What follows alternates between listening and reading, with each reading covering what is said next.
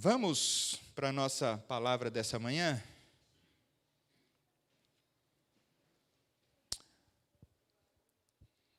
Eu tenho dois textos para essa manhã, que são textos... Um dos textos a gente leu no momento da leitura hoje, com o presbítero Eliezer, e o outro texto está aqui em João. João capítulo 21, Evangelho de João, capítulo 21, verso 17 apenas. A história é maior, mas a gente vai ler apenas esse verso para ganhar um tempo. João capítulo 21, verso 17. Pela terceira vez, ele perguntou: Simão, filho de João, você me ama? Pedro ficou triste porque Jesus fez a pergunta pela terceira vez e disse: o Senhor sabe de todas as coisas, sabe que eu o amo. Jesus disse: alimente minhas ovelhas. Romanos capítulo 12, o mesmo texto que você leu com toda a igreja no início do culto, verso 3. Com base na graça que recebi, dou a cada um de vocês a seguinte advertência: não se considerem melhores do que realmente são. Antes, sejam honestos em sua autoavaliação, medindo-se de acordo com a fé que Deus nos deu. Da mesma forma que nosso corpo tem vários membros, e cada membro uma função específica, assim é também com o corpo de Cristo. Somos membros diferentes do mesmo corpo e todos pertencemos uns aos outros. Deus, em sua graça, nos concedeu diferentes dons. Portanto, se você tiver a capacidade de profetizar, faça-o de acordo com a proporção de fé que recebeu. Se tiver o dom de servir, sirva com dedicação. Se for mestre, ensine bem. Se o seu dom consistir em encorajar pessoas, encoraje-as. Se for o dom de contribuir, dê com generosidade. Se for o dom de exercer liderança, lidere de forma responsável. E se for o dom de demonstrar misericórdia, pratique-o com alegria. Peça a Deus que fale com você mais uma vez nessa manhã. Ore ao Senhor, pedindo que a palavra dele possa chegar ao teu coração. Pai, nós estamos diante do Senhor, estamos diante também da tua palavra e pedimos, Senhor, que o teu nome seja glorificado nessa hora, que o teu Espírito Santo possa ser conosco, professor, conduzindo, nos orientando por meio dessa palavra, trazendo edificação e ensino para cada um de nós como igreja. E o seu nome, Pai, receba maior honra e glória, hoje e sempre. Amém. Amém. Queridos, essa é a última mensagem da série que a gente se propôs no início do mês, chamada O que é igreja e o que a igreja faz, né? E com base no verso 3 do texto que a gente leu em Romanos, a gente começa pensando assim, nessa manhã, eu queria que a gente tivesse esse tema em mente, que a igreja ela glorifica a Deus no cuidado mútuo. E aí a gente olha para o texto aqui de Romanos, no verso 3 diz assim: com base na graça que recebi. Olha só, nós não temos condições de glorificar a Deus e de cuidar mutuamente, cuidar uns dos outros, se tudo não começar com a graça de Deus. É a graça de Deus que um dia alcançou você e a mim.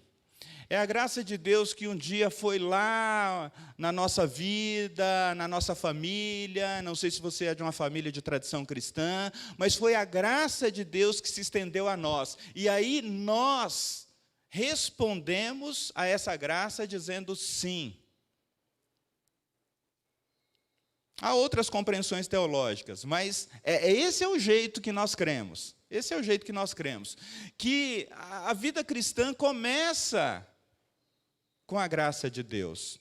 É interessante que nós começamos a ler o texto no verso 3, mas o começo do capítulo 12 de Romanos está falando de uma nova vida. Né?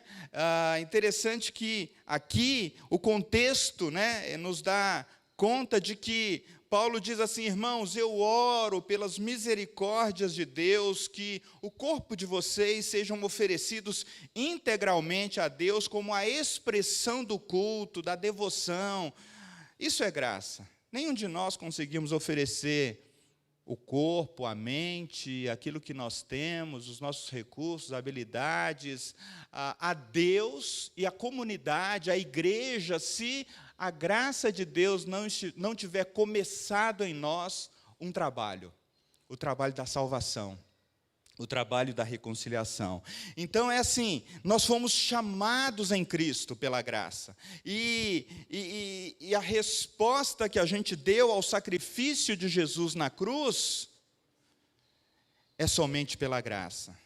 Portanto, assim, se você é uma pessoa que no seu viver, no seu dia a dia, quando você faz aquilo que ofende o caráter de Deus, você se arrepende, você recebe perdão, você se vê novamente reconciliado com Deus, tendo paz com Deus em Jesus Cristo, se você consegue perdoar as pessoas que te ofendem ou que de alguma forma causam em você algum tipo de ressentimento, amargura, isso é a obra de Deus, é a graça de Deus operando em você, operando em cada um de nós.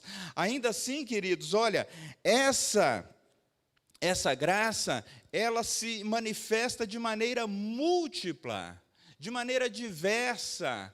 E aí eu quero contar aqui um exemplo, a partir da vida de Pedro, só para a gente poder entender melhor o que seria essa graça de Deus, sem me estender muito. Veja só, essa é a graça que Pedro experimenta lá em João 20, no verso 17. Quando, Jesus o pergunta pela terceira vez: Simão, filho de João, você me ama?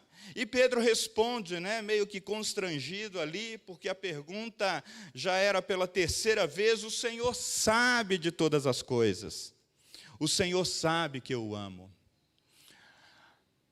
Há uma discussão entre os teólogos do porquê que Jesus pergunta 3 vezes. Na maioria das vezes o pessoal vai falar: não, foi porque Pedro negou 3 vezes, então queria restaurar a sua afirmação diante de Deus, a sua convicção, era um processo ali. Mas imagina você conversando com alguém e a pessoa dizendo assim: olha, você me ama, ou você ama essas coisas que você faz, você ama esse projeto que nós estamos juntos. E aí você diga: eu amo. E a pessoa dissesse: parece que não tem tanta convicção assim não. E aí vocês continuassem a conversa: mas nós estamos aqui como comunidade, como igreja em Vila Sônia, quantas possibilidades Deus está colocando diante de nós. Você ama esse negócio de ser igreja, de andar com Jesus, de ser parte do projeto de Deus? E aí você diz: eu amo. Aí você dá uma afirmação um pouquinho mais só: não, eu amo. Até onde você iria com tudo isso? Aí, talvez você diga: bem, olha, a gente precisa conversar, eu tenho uma vida corrida, eu tenho muitos afazeres, eu tenho família, eu tenho filhos, eu tenho carreira, eu tenho muitas outras coisas. Então, alguns teólogos cogitam assim, que uma parte dessa resposta de Pedro estaria assim, no bojo ali, Jesus dizendo para ele: olha, você me ama mais do que as coisas que você faz, mais do que o seu negócio como pescador, porque Pedro tinha um pequeno negócio, mais do que os seus amigos, mais do que essa possibilidade de você voltar para a sua vida de pescador. Interessante, né? Não tinha pensado nisso. Mas eu gosto de uma resposta que um teólogo nos ajuda a ter a respeito dessa conversa de Jesus com Pedro, é que Todas essas coisas que a gente está fazendo aqui são cogitações a respeito do que estaria envolvido ali na pergunta de Jesus, mas o fato é que Jesus não pergunta para Pedro: Pedro, você tem um treinamento para me servir? Você tem diploma? Você tem uma pós-graduação? Qual é os recursos que você tem para me servir? Ele simplesmente pergunta: você me ama? Essa era a condição fundamental. Saber se Pedro amava a Jesus e o seu projeto de vida. Porque Jesus era o sumo pastor das ovelhas. E agora, Jesus estava querendo dizer para Pedro: olha, eu vou passar para você essa incumbência. Alimente as minhas ovelhas. Uma outra versão vai dizer: pastoreie as minhas ovelhas. Queridos, essa é a única resposta que Jesus pede de você e de mim nessa manhã, para que a gente possa glorificá-lo como Senhor da igreja e para que a gente possa cuidar uns dos outros, para que a gente possa servir uns aos outros. Vocês percebem? Essa é a única resposta que Jesus espera de nós. Ele está dizendo: você me ama? Como você responderia essa pergunta de Jesus hoje? Enquanto você pensa sobre isso, vamos avançar um pouquinho mais. Pois bem, o que acontece aqui, queridos, é que, quando eu digo que Jesus não perguntou sobre a formação, sobre os diplomas e sobre as capacidades que Pedro teria para assumir essa tarefa, essa missão, eu não estou desprezando o fato de que é preciso haver preparo, é preciso haver estudo. Paulo mesmo disse a Timóteo: Timóteo, até a minha chegada, aplica-te à leitura da palavra, ao estudo, né? E Paulo também vai dizer: olha, seja como um obreiro aprovado, como alguém que maneja se preparar para isso. Mas eu quero colocar uma coisa para vocês. As maiores denominações do Brasil, cristãs, evangélicas, são compostas de pessoas simples, que não têm grandes recursos teológicos. E a cada ano o Senhor vai salvando pessoas. Nós, como denominação protestante, reformada, tradicional, a gente tem essa coisa, né? Não, a gente tem o esmero pelo ensino, a gente tem o esmero pelo preparo, mas uma coisa Deus está nos perguntando hoje, como igreja e denominação, ao completarmos 120 anos de existência: vocês me amam mais do que o conhecimento que vocês já têm? Vocês me amam mais do que toda a construção teológica que vocês são herdeiros e se gabam disso? E deveria se gabar mesmo. Mas vocês me amam ao ponto de querer compartilhar essas verdades que vocês já receberam? Talvez esse seja o segredo de algumas dessas denominações, de pessoas muito simples, que saem, talvez com um sermão de uma frase só por aí, dizendo: Jesus é a verdade, Jesus é o caminho, Jesus é a vida. E quando isso cai no coração de alguém que não conhece Jesus, amados, isso pode ser uma palavra decisiva e poderosa de salvação. Pois bem, para nós não tem refresco não, a gente tem que se preparar mesmo. Nós precisamos estudar, nós precisamos estar preparados para dar razão da nossa fé. Mas, ainda assim, Jesus nos encontra nessa manhã e pergunta: você me ama enquanto estuda? Você me ama enquanto se prepara? Você me ama enquanto faz parte da igreja?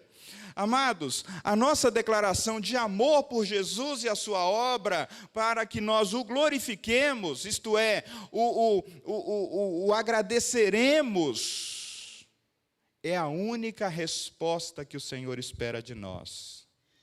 E então, no verso 3, seguindo a advertência, ele vai dizer assim: não se considerem melhores do que vocês são.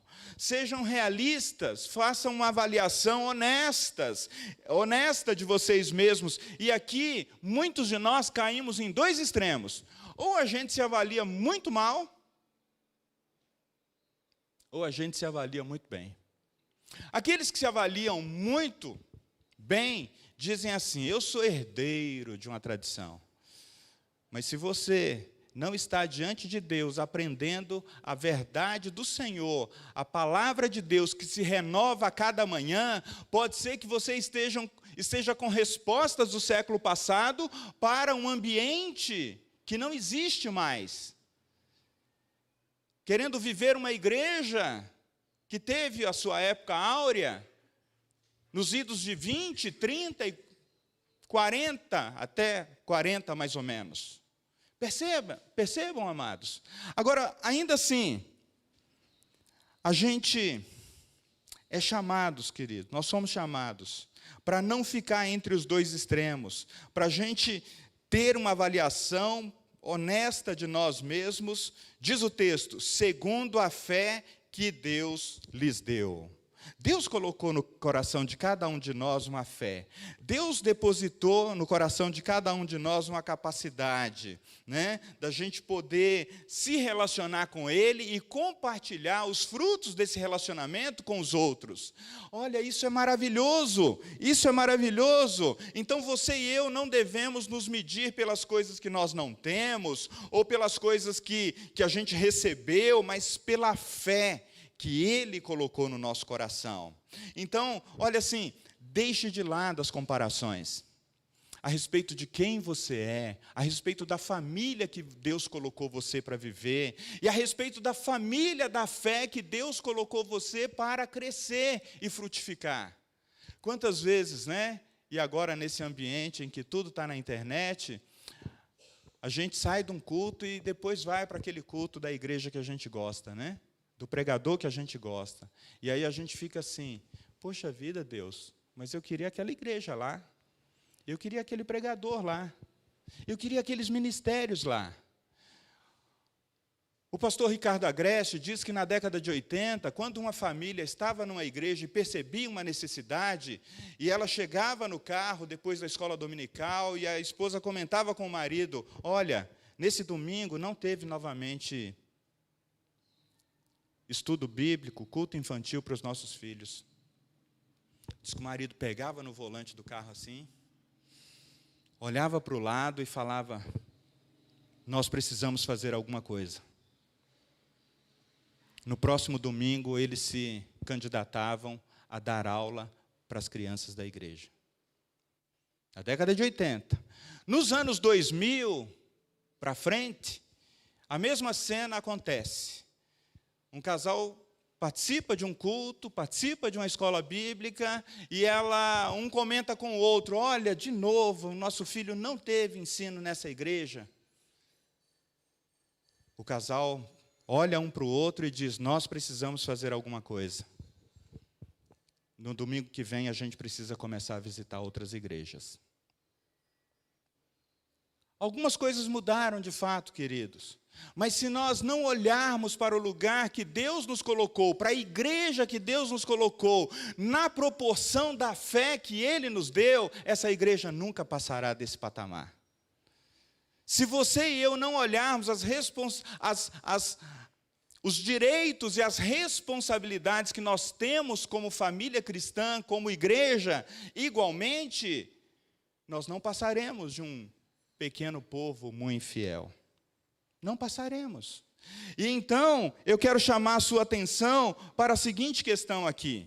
Veja o verso 5, parte B. Somos membros diferentes do mesmo corpo, pertencemos uns aos outros, deixemos de lado as comparações. E o verso 6, na parte A, complementa, Deus em sua graça concedeu diferentes dons. E aí eu quero afirmar a seguinte coisa nessa manhã. Toda a igreja genuína de Jesus, Deus colocou nela tudo aquilo que ela precisa para florescer, para crescer, para dar frutos. Você compreende isso? Toda a igreja genuína de Jesus, Deus já colocou o potencial, os dons, para que no meio do corpo de Cristo as pessoas reconheçam esses dons e se coloquem à disposição do Senhor. Embora nós somos membros diferentes no mesmo corpo, nós pertencemos uns aos outros e Deus concedeu diferentes dons. Bom, se a nossa atividade principal, amados irmãos e irmãs, como igreja, é glorificar a Deus e cuidar uns dos outros, e aí, esse glorificar a Deus, há uma tradução na Bíblia, na linguagem de hoje, né? A nova tradução na linguagem de hoje, que traduz a palavra glorificar como agradar. Então seria assim, trocando mais em miúdos para nós, né? Como é que é esse negócio de glorificar a Deus, pastor? Agrade o Senhor em tudo aquilo que você fizer. Agrade o Senhor no seu trabalho, faça o seu trabalho da melhor maneira possível. Agrade o Senhor na vizinhança, seja um vizinho que procura ter paz com todos. Agrade o Senhor na escola, na sua formação, não importa o nível que você esteja, nos trabalhos que Deus te conceder a fazer, em cada etapa da sua vida, desde o menor até o mais avançado de idade, agrada-te do Senhor, e Ele satisfará o desejo do vosso coração, diz o salmista. Ok, e o cuidado mútuo? É a gente cuidar uns dos outros. Então, enquanto nós agradamos a Deus em tudo aquilo que nós fizermos, e aí Paulo vai dizer aos Colossenses que isso inclui até os ajuntamentos que a gente faz para ter comunhão uns com os outros. Quer você tome um cafezinho, quer você marque um churrasco, um café da tarde, tudo que você fizer, faça em nome do Senhor. Ok, então, a nossa tarefa como igreja, queridos, é a gente perceber assim, enquanto eu estou cuidando de mim mesmo, eu preciso ter um olhar para o outro. Essa coisa de que nós cuidamos da nossa relação com Deus, enquanto nós buscamos reconhecer quem nós somos no corpo de Cristo. Quem nós somos? Quem é você? Qual é o seu lugar? A pastora Gisele já falou um pouquinho sobre isso. Um é o pé, outro é a mão, outro é o tronco. E cada um dos membros tem o seu lugar, tem a sua função específica.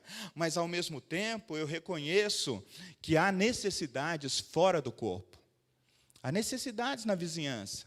As mulheres que nós acolhemos toda quinta-feira no artesanato, as famílias da comunidade do Pirajussara que nós acolhemos com o ensino, com a palavra, com o olho no olho daquelas crianças que não saem daquele patamar de ensino, aqueles que a escola desistiu, que a sociedade desistiu, que causa dor naqueles pais, naquelas mães que não sabem o que fazer com uma criança entre o 5º e o 6º ano de idade, que não sabe fazer as 4 operações, não sabe ler, escrever ou interpretar um texto. E a gente, por causa do amor e da misericórdia de Deus, a gente quer trabalhar com elas. Então, fomos chamados, portanto, para agradar a Deus e cuidar uns dos outros. E o verso 6 vai dizer que Deus, em sua graça, já concedeu os dons que a gente precisa. Irmãos, cada igreja de Jesus receberá os dons que ela necessita para agradar a Deus e cuidar de pessoas. Se a gente pudesse listar, há pelo menos 23 dons muito claros na Bíblia. A lista pode variar com combinações de dons, mas a gente quer trabalhar só com alguns desses dons que aparecem aqui no texto que a gente leu nessa manhã. E aí, eu espero que você e eu encontremos inspiração para a gente ser, essa igreja que agrada a Deus, essa igreja que quer cuidar de pessoas, enquanto nós cuidamos de nós mesmos no relacionamento com Deus. Então, mantenha a sua Bíblia aberta, veja comigo, na parte B do verso 6, diz assim, na parte B do verso 6, imagine, a graça de Deus como capacidades que Ele dá ao seu povo para servi-lo. Então, alguém na igreja tem a capacidade, isto é, o dom espiritual de profetizar. O que seria esse dom de profetizar? É a capacidade divina de entender, de explicar e de aplicar a palavra de Deus, resultando em vidas que se tornam mais semelhantes a Jesus. E como que esse dom contribui na igreja, no corpo de Cristo? Olha só, esse dom, ele é capaz de gerar no meio de nós convicção. As pessoas com esse dom, elas comunicam verdades bíblicas, que estimulam a uma maior obediência à palavra de Deus. E isso faz com que a gente possa desafiar uns aos outros, de forma simples e prática, a ouvirmos, assim, todo o conselho de Deus, ouvirmos toda a palavra de Deus. Gente, como é bom quando você vem, recebe um ensino no estudo bíblico, ou você recebe um ensino no grupo de discipulado, ou você recebe um ensino no culto, que você diz, nossa, eu sabia que essa palavra poderia me dar mais convicção de continuar seguindo a vida, continuar seguindo a Jesus. Mas ainda assim, olha lá, essa convicção faz a proporção da nossa fé, né, aumentar. A gente começa a pensar em coisas maiores a respeito de Deus e do reino de Deus. A gente começa a ver a nós mesmos como Deus vê. E Deus nos vê como pessoas que Ele quer usar. Olha para o verso 7. O verso 7 nos fala em como agradar a Deus e cuidar de pessoas por meio do dom do serviço. Ele vai dizer, né, olha, se alguém tiver o dom de servir, sirva com dedicação. Afinal, que dom é esse? Ele também é uma capacitação divina. Da maneira como a gente contribui mais eficazmente, ou de maneira melhor, para que o evangelho chegue aos descrentes, de modo que eles respondam com fé e eles busquem o discipulado. É interessante, né? O dom de serviço, ele pode ser aplicado a diversas áreas. Às vezes a gente está na reunião do artesanato com mulheres que não são cristãs, e às vezes tem até outras religiões, e mediante uma palavra, uma delas diz assim, poxa vida, essa palavra é interessante, hein? Eu queria ouvir um pouco mais disso. Olha só, a palavra está despertando nas pessoas um maior desejo por Deus. E é interessante que esse dom, ele serve como um apoio para as diversas atividades da igreja. Ele serve também, e normalmente a gente pensa que esse dom, ele está designado apenas aos diáconos, mas ele pode ser exercido por qualquer um de nós, queridos. Ele pode ser exercido quando nós buscamos oportunidades para a gente conversar, para a gente colocar nas nossas conversas assuntos espirituais que desafiam os descrentes a darem um passo de fé e conhecerem mais a Jesus. Eles estão sempre procurando, né, as pessoas com esse dom de serviço, adaptar o evangelho para atingir as necessidades das pessoas ao seu redor. É alguém dedicado e que deseja fazer com dedicação. Eu me lembro de um pastor que, na igreja que ele pastoreava, havia também um ministério de ação social que abria para as mulheres da comunidade. Ele disse que um dia ele sentou na mesa do tear. E enquanto ele via as mulheres fazendo o tear, ele introduziu o seguinte assunto: você já pensou que, assim como esse tear que você está fazendo, nossa vida pode ser também como um tear nas mãos de Deus, em que Ele, por meio dos mais diferentes caminhos, conduz a nossa vida? Gente, havia umas 10 mulheres. A maioria delas nem pegou, como diz o outro, o que ele estava querendo, né, colocar ali. Mas uma delas, depois daquele momento, chamou o pastor e falou: olha, eu estou entendendo como que Deus está conduzindo a minha vida e como Ele está me chamando para servi-lo. Queridas e queridos, usem os momentos da sua vida de maneira intencional para falar de forma simples de quem é Jesus para os outros. Imagine, queridos, como seria a nossa igreja se a gente convivesse e descobrisse mais pessoas com o dom de mestre. É isso que está na parte B do verso 7, né? Olha, se você ensina, faça da melhor maneira possível. O que é o dom do ensino? O que é o dom de mestre? É a capacitação divina para aplicar as verdades espirituais de maneira eficaz e de forma que supre as necessidades específicas das pessoas.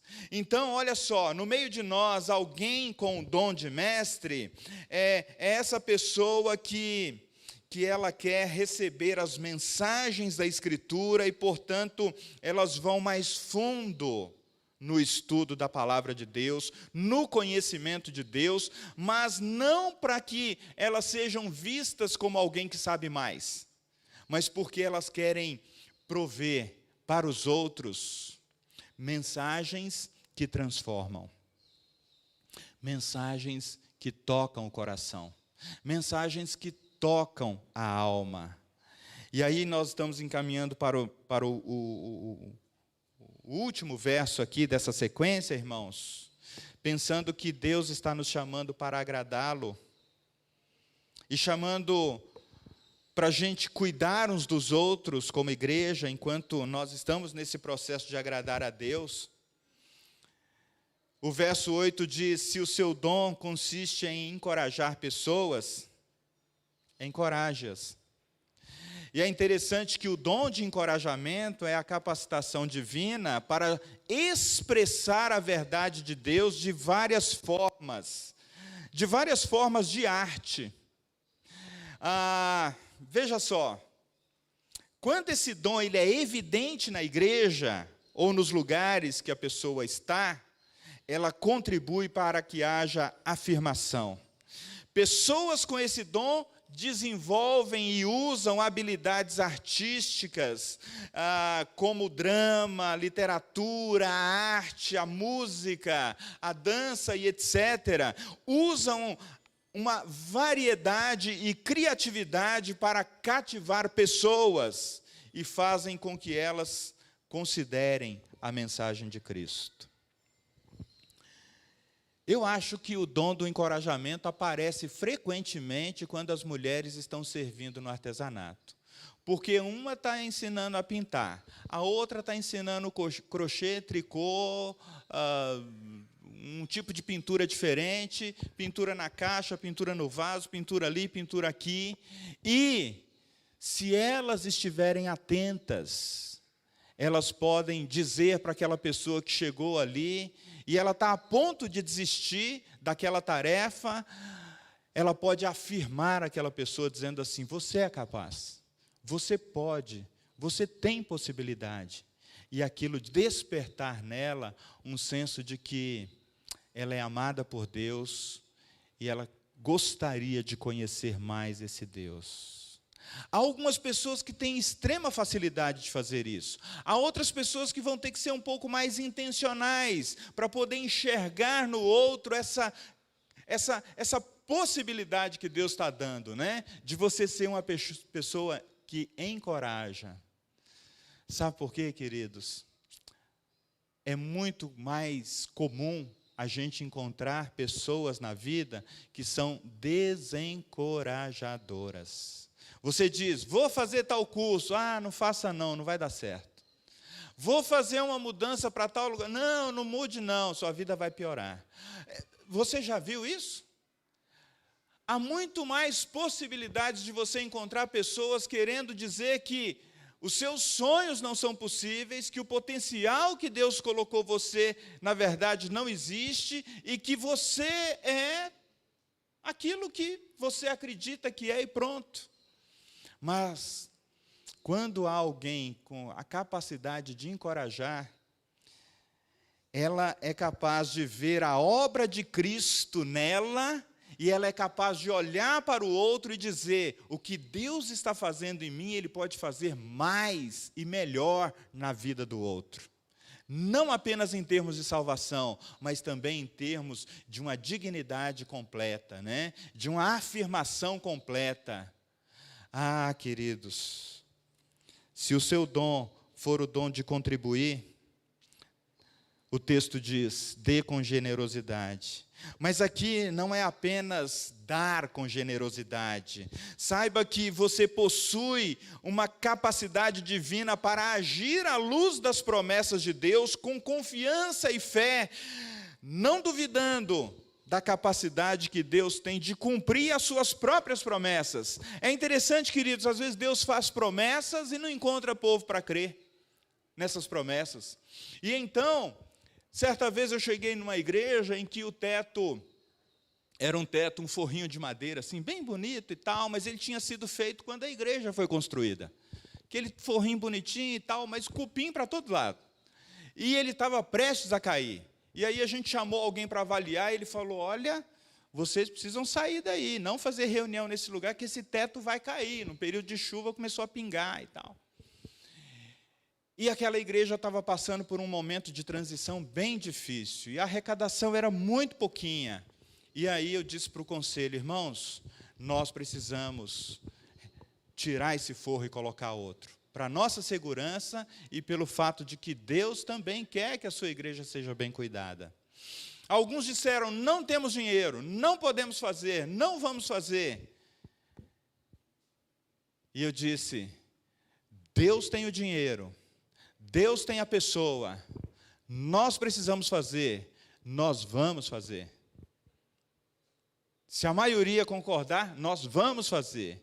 E um daqueles irmãos resistentes continuou dizendo: nós não podemos fazer. E eu disse: irmão, se você não tem fé, deixa Deus cumprir essa promessa por meio daqueles que têm fé. Ah, então tá bom, pastor, então tá bom. Na semana seguinte, chega uma irmã da igreja dizendo: pastor, vendi uma casa, e como é que eu faço para trazer o dízimo? Naquela época não tinha negócio de Pix, não tinha negócio de... às vezes o pessoal tinha que sacar dinheiro. E aí eu falei: ixi, então fala com o tesoureiro. Fala com o tesoureiro, ele vai arrumar um jeito. Acho que foi um cheque, alguma coisa assim. Aquele valor cobria o orçamento do forro por 3 vezes. Por 3 vezes. Queridos, o que eu estou querendo dizer com isso? Esse dom contribui para que a igreja e a obra de Deus sempre desfrute dos recursos, não apenas financeiros, de Deus para a sua igreja. As pessoas com esse dom, elas creem nas promessas de Deus, estimulam outros a fazerem o mesmo. Elas levam adiante o reino de Deus, porque elas avançam quando os outros param. Você é daqueles que avança em Deus quando os outros param, ou você é daqueles que pode dizer: Senhor, olha, eu não tenho fé. Abençoa os que têm fé aí, mas eu não tenho. Também não é demérito, viu, irmãos? Talvez você não seja a pessoa com fé no dom de contribuir, e em si mesma tenha o dom de contribuir com generosidade. Eu lutei muito nessa área na minha vida, porque eu nasci numa família que minha mãe era um exemplo de generosidade. O meu pai já era mais assim: não, segura, não sei o quê, segura. E eu comecei a receber desde cedo a influência da minha mãe, uma mulher simples, extremamente generosa. E aí no interior tinha aquele negócio, né, de que você não faz comida só para 5 que está na casa, você faz para 10, porque qualquer pessoa pode chegar a qualquer momento, você faz para 10. Se chegar o dobro de pessoas que está na casa, todo mundo vai se servir. E o meu pai ficava doido com aquilo. Não, mulher, segura, não sei o quê, segura, tal. E eu fui aprendendo. E eu me lembro que no primeiro emprego, a minha mãe chamou de lado e também nos cultos ela sempre estava ali, você vai lá ofertar, você vai ofertar. E aí, quando chegava no momento ofertório, eu já estava atrás dela, atrás de uma moedinha, 5, 6 anos de idade. E quando, com 14 para 15 anos de idade, veio o primeiro emprego, ela falou assim, agora é o seguinte, você vai tirar o seu dízimo. Me explicou o que era o dízimo e falou, você vai fazer isso, porque eu orei para que Deus te desse emprego, para que você tivesse saúde, para que você... E você é parte daquilo que acontece na igreja e você deve participar desse momento. Isso vai ser bênção para você. Isso vai ajudar você a administrar bem a sua vida e as coisas que vierem na tua mão. Mas que dificuldade para eu fazer aquilo.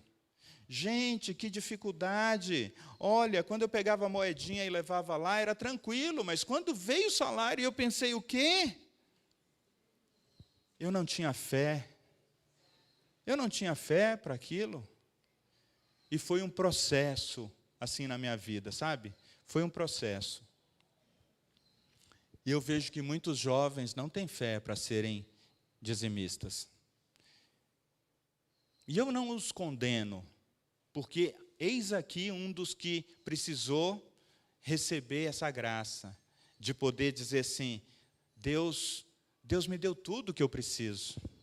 E contribuir é um ato de fé. Não apenas contribuir financeiramente, né? Mas às vezes assim, você encontra com alguém que precisa da sua contribuição em algum aspecto da vida, você precisa parar um pouco com a sua atividade, talvez ir com a pessoa em algum lugar, ajudá-la a resolver um problema, levar ao médico, cuidar de alguma necessidade da pessoa naquele momento, e você crê que os recursos, eles estão lá, ou eles estão com você, e aí você é um instrumento de Deus para aquele momento.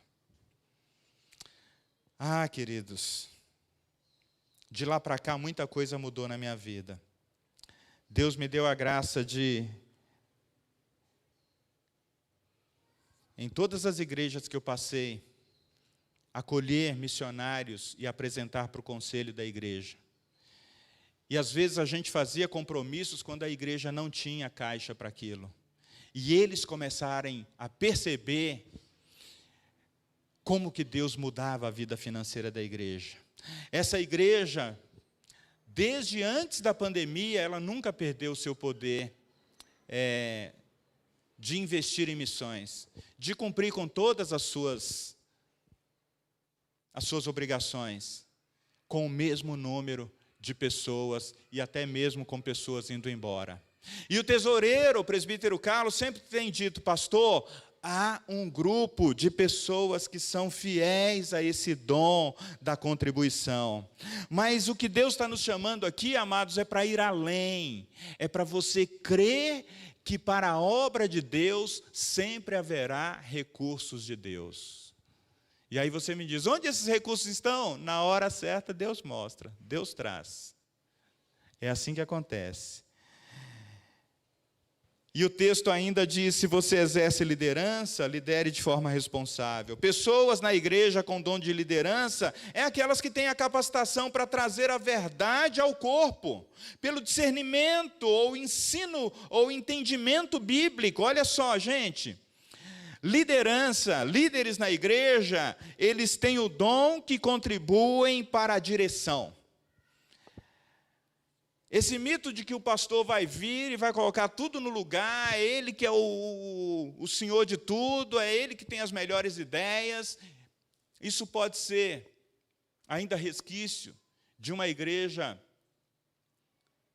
pastorcêntrica, né? Tudo está centralizado no pastor. Gente, se o pastor tiver uma ideia boa, uma direção boa, um discernimento bom, um só, glória a Deus por isso. Será que Deus não colocou isso espalhado na vida de muitos líderes? Mas para isso, vejam só, essas pessoas, no exercício desse dom de liderança, eles precisam reconhecer que recebem a verdade, que as capacita a servir melhor no corpo, portanto, elas estudam as Escrituras para obter discernimento, entendimento e verdade. E, por fim, elas pegam todas essas informações para o ensino de maneira bem prática. A gente tem que traduzir isso de maneira prática. Eu quero terminar aqui nessa manhã, queridos, dizendo que se o seu dom for o de demonstrar misericórdia, pratique-o com alegria. E aí a gente pensa que a misericórdia tem a ver com essa coisa da gente ajudar aos outros e aquilo não ser um peso para nós. Ajudar com alegria, servir com alegria aqueles que sofrem ou têm necessidades. Na verdade, o dom da misericórdia é a compaixão em ação. E aonde que a gente vê isso de uma maneira assim muito clara? Jesus, em Mateus 9, 35 a 38, ele tá percorrendo as cidades, ele está percorrendo os povoados, as vilas, os becos, e ele encontra uma multidão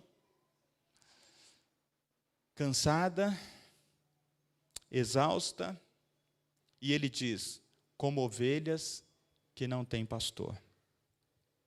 E então ele vira para os discípulos e diz, olha, orem ao Senhor da seara, para que mande trabalhadores, porque as necessidades são muitas, mas os trabalhadores são poucos.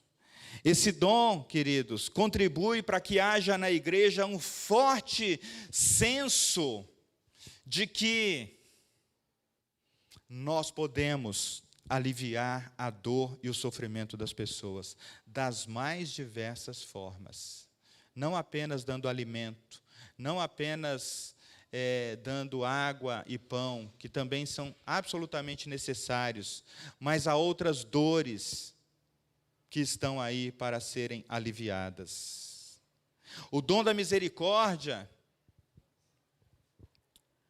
quer servir em circunstâncias difíceis, com alegria, com amor, sustentados pela graça de Deus. Vocês se lembram da história de Pedro? Para fechar aqui, vamos voltar nela. Pedro, quando ele responde para o Senhor, tu sabes que eu te amo. O que o amor, naquele momento ali, conferiu, deu a Pedro? Provavelmente um senso de renovação muito profundo, né? Provavelmente assim, estou perdoado, estou alistado para continuar servindo. Mas, aquele momento também foi um momento que Pedro recebeu uma tarefa e uma cruz. Alimente as minhas ovelhas, pastoreie as minhas ovelhas. E qual foi a cruz que Pedro recebeu? Queridos, enquanto nós queremos agradar a Deus e cuidar de pessoas, provavelmente nós teremos que renunciar a algumas coisas. Nós teremos que sacrificar algumas coisas. Isso pode ter a ver com o seu tempo livre, isso pode ter a ver com o seu conforto, isso pode ter a ver com viajar eventualmente para fazer aquilo que Deus está nos mandando a fazer. E é interessante que nos versos seguintes, Jesus já dá a dica para Pedro, dizendo assim, Pedro, quando você era jovem, você pegava as suas coisas, você se cingia a si mesmo, e você ia para onde você queria. Mas quando você for velho, você não vai mais para onde você quer. As pessoas que vão te levar. E, ainda mais, essa afirmação de Jesus tinha a ver com o fato de que Pedro terminaria sua vida morrendo por causa do Evangelho, por causa do seu amor a Cristo. E quando Pedro, em Roma, é convidado a ser martirizado, vem cá, você vai ser crucificado. E ele falou, pode me crucificar de cabeça para baixo, que eu não sou digno de ser crucificado como meu Senhor. Quando Jesus estava falando para Pedro, Pedro, você não vai mais aos lugares que você quer ir, ou que você acha que tem condições de ir. Jesus estava dizendo assim, eu mesmo vou cuidar de você, eu vou levar você nas palmas das minhas mãos, para os lugares que eu quiser, e você vai estar sob a minha proteção, até o último dia. Isso significa, irmãos e irmãs, que quando você está sendo chamada, convidado, para agradar a Deus e cuidar de pessoas nos diversos ministérios da igreja, ainda que você diga, eu não posso, eu não consigo, Deus está dizendo, eu posso por meio de você. Eu posso por meio de você. E se você começa, eu vou contigo até o fim. Eu vou contigo até o fim. Se a nossa resposta, queridos, a essa manhã for sim, Senhor, tu sabe, nós te amamos. Mesmo quando nós não tivermos fé ou força suficiente, nós seremos conduzidos pelo Senhor até o fim. Eu quero te convidar para orar nesse momento.